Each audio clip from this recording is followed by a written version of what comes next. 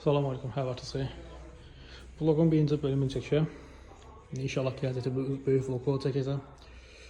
Uzaq səyahətdə.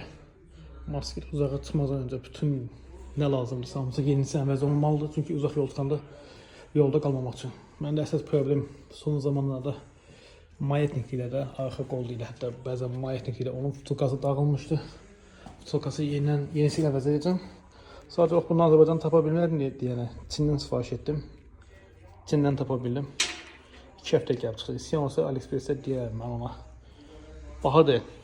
Cütü 27 manat falan olmalıydı. Axır nakladka da bitmişdi. Axır nakladka təəssüf olsun ki, orijinalını əvəz edə bilməyəcəm. Bunu mənə 100 manat ilə Bakıda.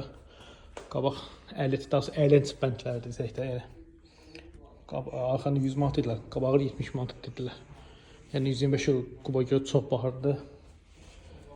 Arxa və ön ulduzlarını dəyişəcəm.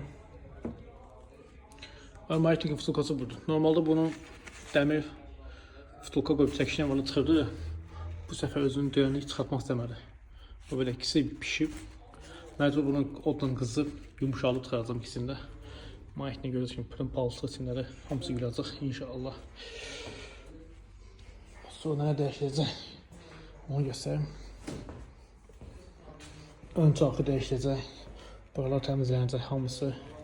Benzin filtrinin yenisini əvəz edəcəm. Sonra əhliyet siyahını dəyişəcəm.